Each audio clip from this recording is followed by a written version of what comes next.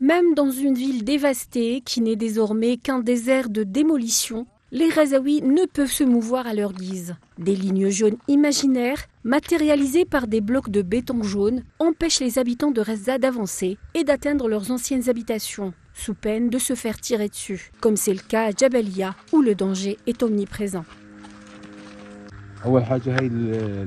Voici le cube jaune qui marque la ligne jaune et voici l'emplacement de ma tante. C'est l'endroit où j'habitais avant. Cette maison est celle de mes parents. Il y a comme une pièce sous les décombres et je voudrais m'installer avec ma famille. La ligne verte est censée représenter les points d'aide humanitaire et la ligne jaune empêche tout accès. Il n'y a rien de tout ça. Il n'y a que des lignes jaunes. On entend des coups de feu, des chars avancent. Il n'y a plus de vie.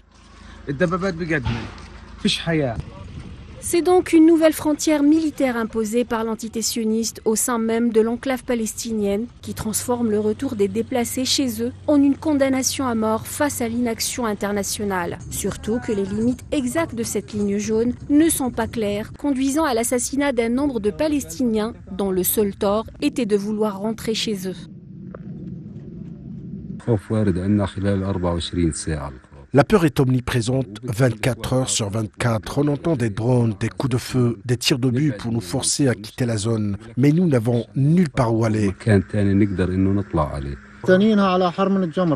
Nous attendons impatiemment la deuxième phase de l'accord de cessez-le-feu pour régler ce problème, que les corps soient restitués et que les points de passage rouvrent. Le plus important, c'est qu'ils se retirent d'ici.